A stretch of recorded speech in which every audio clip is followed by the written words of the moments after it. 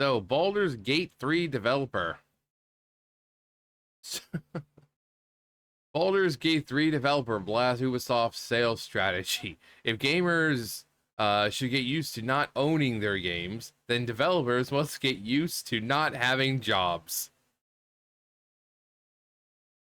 I think that line is like I think it was them, but I was hearing the like, oh well, just because you purchased the game doesn't mean you own it. Like for like digital copies and all that. Like, no, it's I paid my hard-earned money for it. You know, there's a transaction, exchanging my money for goods that becomes mine.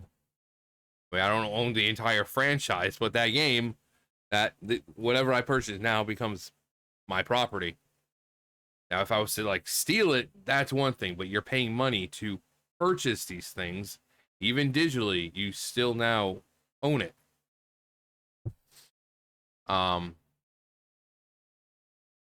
Michael Douse, what does it say, Michael? The director of publishing for Baldur's Gate 3 and its developer, Larian Studios, blasted Ubisoft in the wake of a number of blunders, including the Prince of Persia: Last Crown, which rumored to have seen the development team disbanded after not meeting sales expectations. Yeah, we'll probably get into that one next time. I didn't even notice that. How long was he sitting there looking like a creeper? He's just sitting there like, Sam, you gonna come over?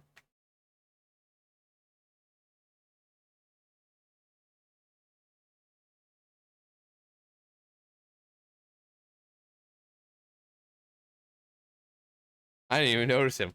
I'm just like looking around and I just see a massive, yeah, that. He's just... What? Can I continue? Or are you gonna stare at me like a weirdo? Come here. Come on. No, I'm shy. But yeah, we'll get into that one because they have an article about that. It was rumored earlier this week that Ubisoft disbanded its team. That was working on Prince of Persia: Lost Crown. The rumor originated from the French YouTube channel Origami, who host declared, I do declare, in recent days, at Ubisoft, we are transporting boxes from one floor to another, and it's quite a symbol because it is one of the dissolution, not announced to the public, but completed of the team Prince of Persia: Lost Crown. The host went on to share that the decision to disband the team was made shortly after the game released in the beginning of the year. It released on January 2024, Switch, Xbox, PlayStation. He said it was clear in the spring, in fact, a few patches, a DLC, and we are packing up. While Ubisoft management had made the decision to move on from the game shortly after it was released. The host claimed that some of the members of the core development team fought for 2 DLCs in an attempt to change the minds of management. Did they even come out with 1 DLC? Can I help you? Can I help you? Come on. Come on. Are you going to keep talking or are you going to come over? Are you going to come over and say hi or are you just going to sit there and meow? Sam. What?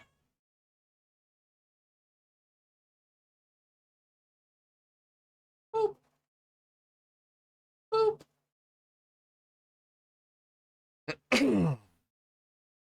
Was unconvinced, especially given the game's sales were below expectations. Instead, they wanted to reallocate the team into more potentially lucrative projects. This is Ubisoft we're talking about. There are no lucrative projects. They're all bad. He's gone. Furthermore, the team was told that they were to release a sequel if it could cannibalize long-term sales of the first game. In reaction to coverage of the team allegedly being disbanded by PC Gamer, Michael shared his opinion on Twitter. The last notable game on their platform was arguably Far Cry 6 in 2021. The Crew, Mirage, and Avatar came in 2023 and didn't perform. So you can assume subscriptions were at a lull when POP was released in 2024, which means people weren't, wouldn't be launching their store all too much. If it had been released on Steam, not only would it have been a market success,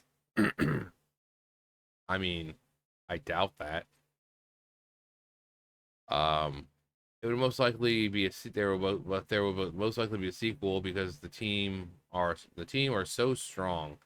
It's a broken strategy. The hardest thing to do is to make an 85 plus game. It's much easier to release one. It just shouldn't be done as it was. I mean, again, the company hasn't exactly been in smartest lately. He torched Ubisoft and specifically the company's director of subscriptions, Philippe Tremblay, for his comment back in January where he said the gamers need to get comfortable not owning their games. Yeah, I think that's the just because you purchase it online doesn't mean it's yours. Like, yeah, it does. I don't own the company, but I own whatever I'm purchasing. That's the whole point of purchasing something. That's like, unless it's being repoed and, whatever, if you have a car, you're not just going to, it's like, oh, sorry, you don't own your car anymore for no reason. No, they would have to have a reason. And if something happens with the game, you get refunds, kind of like Concord. It's like, oh, well, we're taking it off servers, everything. No more in stores, no on Steam, nothing. We're just, game's going to be gone forever. So they offer refunds. But once you buy a game, you own it. You are trading your hard-earned money for service or goods. So, he said one of the things that we saw is that gamers are used to, a little like DVD, having and owning their games. That's the consumer shift that needs to happen. They got comfortable not owning their CD collection or DVD collection. That's a transformation that's been a little slower to happen in games. As gamers grow comfortable in the aspect, you don't lose your progress. If you resume your game another time, your progress is still there. I mean, yeah, it's not been deleted. You don't lose what you've built in the game or your engagement with the game. So you feel so it's about feeling comfortable with not owning the game. He wrote, actually, I'll just read this one. I can't stand the up there.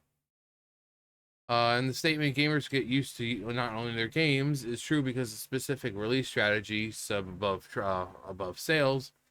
Then the statement developers must get used to not having their jobs if they make a critically acclaimed platform strategy above title sales is also true, and that just isn't sensible, even from a business perspective. Like, F around and find out. You guys want to have bad business strategies? Get used to not having jobs. You guys want to have bad business strategies? Don't look surprised when you have to lay 500 people off. You should kind of expect it. While torching of Ubisoft's rings true, and his observation at Ubisoft Plus was likely not to be seeing number of players necessary to float Prince of Persia: The Lost Crown. The fact is that the release on Steam would not necessarily make it. Exactly, that's what I said. Just because it releases on Steam, I mean, a lot of the games, Concord released on Steam, Dustbin released on Steam. None of those are successes. Just because it's on Steam doesn't mean it's going to be a good game or a success. I mean, it's true that a lot of people have Steam accounts because they'd rather have, online, PC gaming rather than consoles, but it doesn't mean it's gonna be a success. Um, in August, became current 1446 players when it was released to Steam.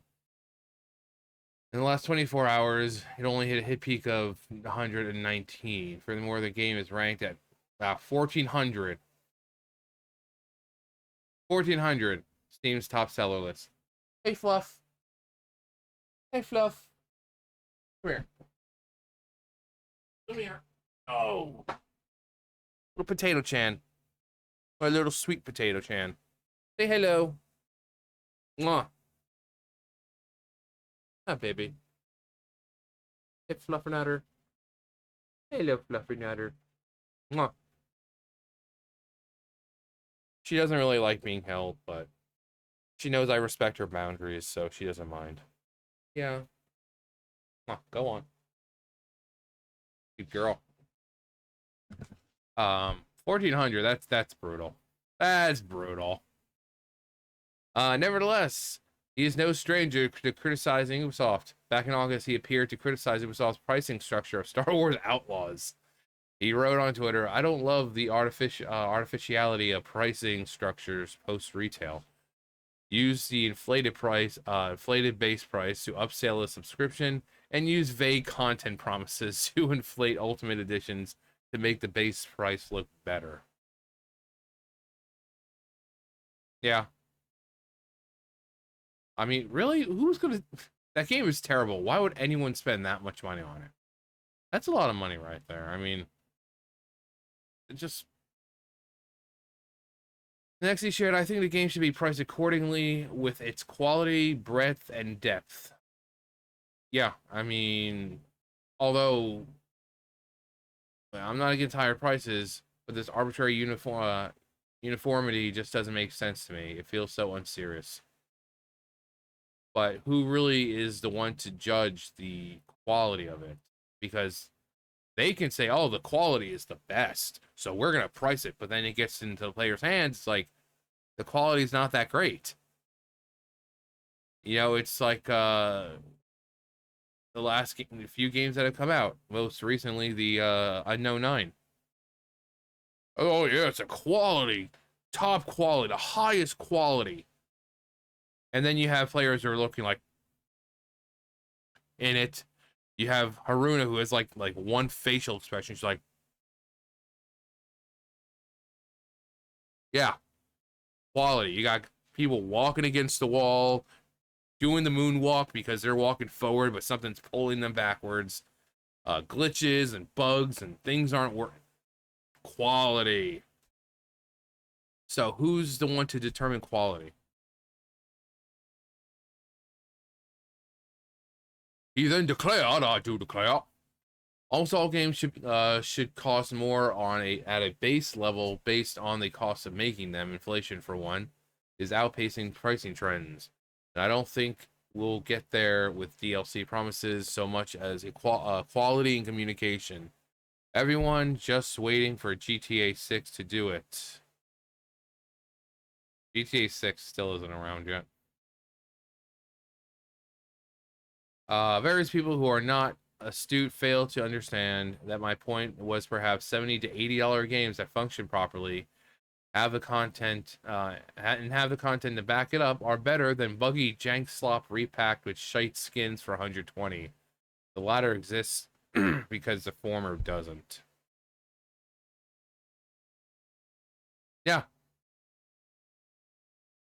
Brief economics lesson. Bulk of development costs is salaries. If a company is sensible, they afford inflation increases to developers. This rises costs over time. Last 2 years astronomically. Increase risk. What do most AAA do? Reduce risk. How? Play it safe. Follow trends. Yeah. And what have these companies been doing? What have these companies been doing? Anything except following trends. Instead, they just want to pander. So they have these terrible games, overly priced games, that are buggy and don't really play well, and they're pandering to a small group of people, and they expect like this huge, like, oh my god, we're filthy stinking rich. No, no. Look at stuff like Dustbin and Assassin's Creed Shadows.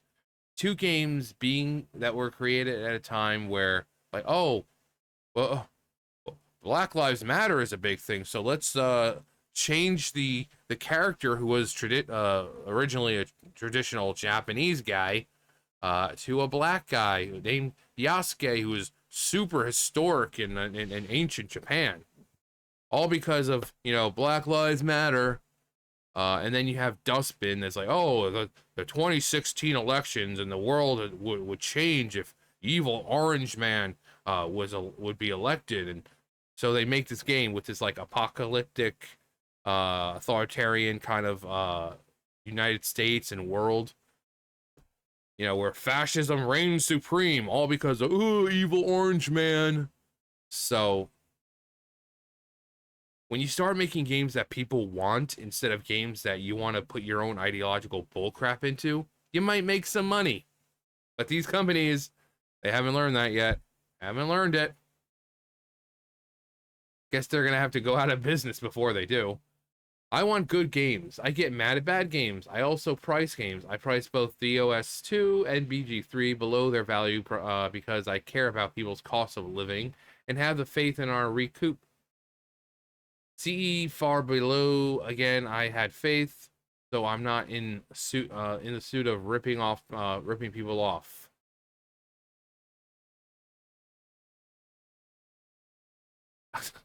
I mean, he's not wrong with any of it. When you make bad business decisions, get used to not having jobs. There's only so many mistakes, choices that you can make in a company before they're like, yeah, you're gone. You're gone. Or before they say, oh, well, looks like this quarter's numbers are down, and we just don't have the money right now. So you're going to have to lay off about, just a few people. How many? A few? Okay. How many is a few? About 500.